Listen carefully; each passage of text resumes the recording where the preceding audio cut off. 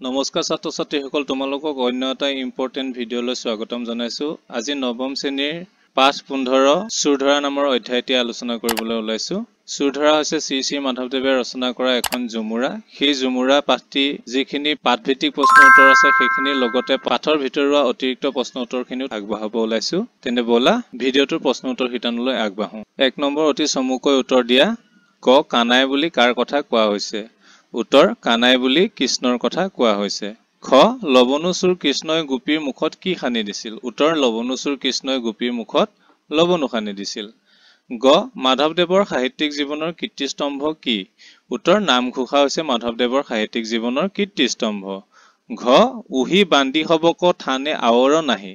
আৱৰ নাহি বুলি কোনে কাক কৈছিল? উত্তৰ মাখন চুৰ বুলি কৃষ্ণক মিছা অপবাদ দিয়াত মাক যশোদাই কৃষ্ণক গোপীসকলৰ ওচৰলৈ পুনৰ নাহিবলৈ কৈছিল। 2 নম্বৰ ক হে মাই যশোদে তুহু তাপতে জহ। যশোদাৰ মনৰ তাপ গুচাবলৈ গোপীয়ে কিয় ক'ব লগা হৈছিল? উত্তৰ এদিনাখন ৰাতিপুৱা কৃষ্ণ ঘৰৰ পৰা ওলাই গৈ সন্ধিয়ালৈকে ঘৰলৈ ঘূৰি নহাত মাক যশোদাই চাৰিওপিনে বিচাৰি চলাথ কৰি ব্যাকুল হৈ পৰিল। এনেতে এগৰাকী গোপীয়ে যশোদাৰ ওচৰলৈ আহি ক'লে যে তেওঁ কৃষ্ণৰ কাৰণে দুখ কৰিব নালাগে, কাৰণ তাই কৃষ্ণক গোৱালিপাৰাত দেখি আহিছে।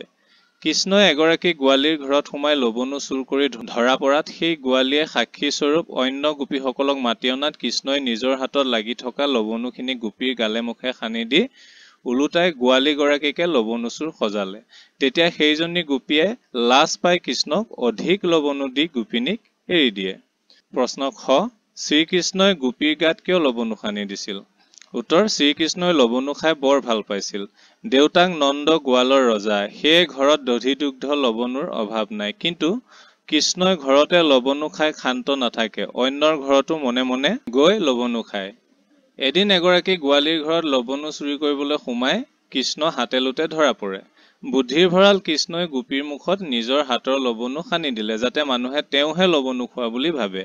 কেৱল সেয়াই নহয়, সকলোৰে সন্মুখত কৃষ্ণই কৈছে যে নিজৰ ঘৰৰ লৱণু নিজে খাই গোপীয়ে তেওঁক অপযশ দিছে। গোপীৰ মুখত লাগি থকা লৱণুৱে তাৰ প্ৰমাণ। প্ৰিয় শিক্ষাৰ্থীসকল, এই পাঠটোৰ প্ৰশ্ন উত্তৰৰ লগতে নৱম শ্ৰেণীৰ অন্যান্য বিষয়ৰ প্ৰশ্ন উত্তৰসমূহ তোমালোকে এই চেনেলটোৰ জৰিয়তে বিচাৰি পাবা। সেই চেনেলটো ছাবস্ক্ৰাইব কৰি ভিডিঅ'সমূহৰ পৰা প্ৰয়োজনীয় পাঠটোৰ ভিডিঅ' চাই প্ৰশ্ন উত্তৰসমূহ লিখি ল'বা। লগতে এই ভিডিঅ'টোত এটা লাইক কৰিবা। লাইক কৰিলে আমি উৎসাহিত হওঁ। তোমাৰ লাইক কৰিলে কোনো ক্ষতি নহয়। লাইক এটা কৰি ভিডিঅ'টো উপভোগ কৰা। প্ৰশ্ন 3 ইহা শুনি চিন্তা শোক তেজীৱে পৰম হৰষিত ভেল্ল। কোনে কাৰ আৰু কি কথা শুনি হৰষিত হৈছিল? উত্তৰ যশোদাই কৃষ্ণ কুশলে থকাৰ খবৰ পাই হৰষিত হৈছিল। পুত্ৰ কৃষ্ণ যশোদাৰ নয়নৰ মণি। কৃষ্ণক নেদেখাকৈ এখন টেকো যশোদাই থাকিব নোৱাৰে। এদিন কৃষ্ণক বহু সময় নেদেখি যশোদা ব্যাকুল হৈ পৰিল। তেনেতে এগৰাকী গোপী আহি যশোদাক খবৰ দিলে যে তেওঁ কৃষ্ণক দেখি আহিছে। এগৰাকী গোপীৰ ঘৰত লৱণু চুৰি কৰি কৃষ্ণ ধৰা পৰিছে আৰু গোপীয়ে চুৰি কৰা কাৰ্যত ধৰা পেলোৱাত কৃষ্ণই লাজ পাইছে। নিজক বচাবলৈ কৃষ্ণই নিজৰ হাতৰ লৱণু ওলোটাই গোপীৰ মুখত সানি দিছে আৰু গোপীকে চোৰ সাজিছে। এই কথাত গোপীৰ মুখৰ মাত হৰিল আৰু কৃষ্ণক কাকুতি কৰিলে তেনে নকৰিবলৈ। ইয়াকো ক'লে যে গোপীক এৰি দিলে তেওঁ কৃষ্ণক লৱণু খাবলৈ দিব। এই কথা শুনি কৃষ্ণই গোপীক এৰিলে আৰু গোপীয়ে কৃষ্ণক লৱণু দিয়াই নহয় ভোজনো কৰালে। কৃষ্ণই আনন্দ মনে সকলোৰে লগত নৃত্য কৰি আছে। এই সমস্ত খবৰ গোপীৰ মুখে পাই পুত্ৰৰ মংগল জানি যশোদা আনন্দিত হৈছিল। প্ৰশ্ন 4 মা যশোদাই কানাইক লগ পাই কি কি কথা কৈছিল আৰু কেনেদৰে চেনেহ প্ৰকাশ কৰিছিল? উত্তৰ মাক যশোদাই কানাইক লগ পাই পৰম শান্তি আৰু আনন্দ পালে। কৃষ্ণক মিছাতে লৱণু চুৰ বুলি অপবাদ দিয়াত মাক যশোদাই গোপীৰ মুখত ছাই পৰক বুলি গালি পাৰি আৰু কৃষ্ণক নিজ বস্ত্ৰৰ আঁচলেৰে গাৰ ধূলি জাৰি দি সাৱটি ধৰি কোলাত লৈ বদন চুম্বন কৰিলে। এনেদৰে মাক যশোদাই কৃষ্ণৰ প্ৰতি মাতৃ চেনেহ প্ৰকাশ কৰিছিল। ভাষা বিষয়ক তলৰ পুৰণি শব্দবোৰৰ আধুনিক ৰূপ লিখা।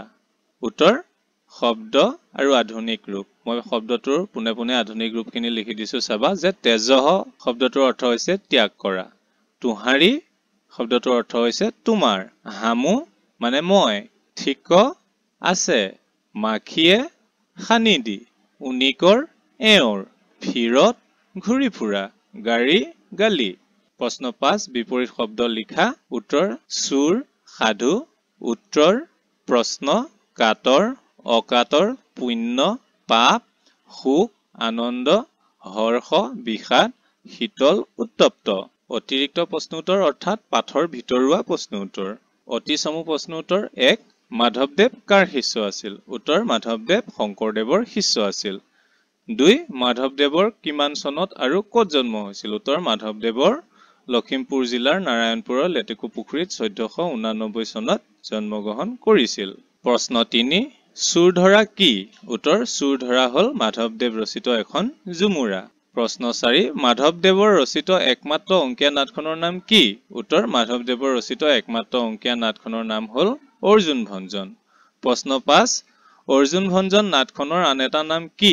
উত্তৰ অৰ্জুন ভঞ্জন নাটখনৰ আন এটা নাম হ'ল দধিমথন। প্ৰশ্ন 6 গোপীয়ে যশোদাক কিয় দুখ ত্যাগ কৰিব কৈছিল?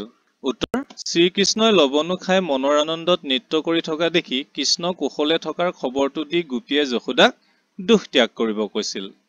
প্ৰশ্ন 7 লৱণো ভোজন কৰি শ্ৰীকৃষ্ণই আনন্দত কি কৰিছিল? উত্তৰ লৱণো ভোজন কৰি শ্ৰীকৃষ্ণই আনন্দত নৃত্য কৰিছিল। প্ৰশ্ন 8 তোহাক হামু লৱণো দেৱ কোনে কাক লৱণো দিম বুলি কৈছিল? উত্তৰ এগৰাকী গোৱালীয়ে শ্ৰীকৃষ্ণক লৱণো দিম বুলি কৈছিল। প্ৰশ্ন 9 যশোদাই গৈ শ্ৰীকৃষ্ণক গোপীসকলৰ মাজত কি কৰি থকা দেখিছিল? উত্তৰ যশোদাই গৈ শ্ৰীকৃষ্ণক গোপীসকলৰ মাজত নৃত্য কৰি থকা দেখিছিল। প্ৰশ্ন 10 মাধৱদেৱৰ সাহিত্যিক কৰ্মৰাজিৰ কীৰ্তিস্তম্ভ কি? উত্তৰ মাধৱদেৱৰ সাহিত্যিক কৰ্মৰাজিৰ কীৰ্তিস্তম্ভ হ'ল নামঘোষা পুথি। প্ৰশ্ন 11 মাধৱদেৱে অসমত কি আন্দোলনৰ গুৰি ধৰিছিল? উত্তৰ মাধৱদেৱে অসমত ভক্তি আন্দোলন বা বৈষ্ণৱ আন্দোলনৰ গুৰি ধৰিছিল। প্ৰশ্ন 12 মাধৱদেৱৰ ক'ত আৰু কেতিয়া মহাপ্ৰয়াণ ঘটে? উত্তৰ 1596 চনত কোচবিহাৰৰ ভেলাদাঙ্গাত মাধৱদেৱৰ মহাপ্ৰয়াণ ঘটে। চমু প্ৰশ্ন উত্তৰ 1 ঝুমুৰা কি? উত্তৰ একোটা সম্পূৰ্ণ বিষয়বস্তু বা ঘটনাৰ সলনি ক্ষুদ্ৰ ঘটনা বা পৰিস্থিতিক লৈ ঠেক পৰিসৰত ৰচনা কৰা নাটককে ঝুমুৰা বুলি কোৱা হয়। প্ৰশ্ন 2 মাধৱদেৱৰ ৰচিত কেইখনমান ঝুমুৰাৰ নাম লিখা। উত্তৰ মাধৱদেৱৰ ৰচিত ঝুমুৰাসমূহ হ'ল ভূমি লেটুৱা, ভোজন বেহাৰ, চুৰধৰা, পিম্পৰা গুচোৱা। প্ৰশ্ন 3 হে কানাই তুহু হামাক চা ৰহ কোনে কাক কি প্ৰসংগত কৈছিল? উত্তৰ প্ৰশ্নোদ্ভূত কথাষাৰ গোৱালী এজনীয়ে শ্ৰীকৃষ্ণক উদ্দেশ্যি কৈছিল। এদিনাখন কৃষ্ণই গোৱালী এজনীৰ ঘৰত লৱণো চুৰি কৰি খাই ধৰা পৰিল। কিন্তু চতুৰ কৃষ্ণই তেওঁৰ হাতত লাগি থকা লৱণো গোৱালীৰ মুখত সানি দি তেওঁকেই চুৰ সাজিলে। তেওঁৰ আচলত ধৰি টানি আনিলে আৰু সকলোকে ক'লে যে নিজৰ ঘৰৰ লৱণো গোৱালীয়ে নিজেই খাইছে। এই কাৰ্যত লাজ পাই গোৱালীয়ে তেওঁক এৰি দিবলৈ কৈ প্ৰশ্নোদ্ভূত কথাষাৰৰ অৱতাৰণা কৰিছিল। প্ৰশ্ন 4 যশোদাই শ্ৰীকৃষ্ণৰ পৰা গোপীসকলৰ বৃত্তান্ত শুনি গোপীসকলক কি বুলি গালি দিছে? উত্তৰ যশোদাই শ্ৰীকৃষ্ণৰ পৰা গোপীসকলৰ বৃত্তান্ত শুনি গোপীসকলক এনেদৰে গালি দিছে আহে ধান্দি গোৱালী হব দাসীক দাসী তুহু হব হামাৰ উহি বালক কৃষ্ণক চুৰ বুলিয়ে কলংক কৰচি চিহ তুহাৰী মুখে চাৰ পৰুক। প্ৰশ্ন 5 ইহাক শ্ৰৱণ কীৰ্তন কৰিয়ে সব লোক সংসাৰ ঘোৰ নিকাৰ তৰব কি শ্ৰৱণ কীৰ্তন কৰিলে সংসাৰৰ ঘোৰ যন্ত্ৰণাৰ পৰা নিস্তাৰ পাব? উত্তৰ গোৱালীৰ ঘৰত লৱণো চুৰি কৰি ধৰা পৰা শ্ৰীকৃষ্ণই নিজৰ হাতৰ মাখন গোৱালীৰ মুখত সানি দি ওলোটাই গোৱালীকহে চুৰ সাজিলে। উপায় নাপাই গোৱালীয়ে লৱণো দিব বুলি ক'লে। লৱণো খাই মনৰ আনন্দত কৃষ্ণই নৃত্যগীত কৰিব ধৰিলে।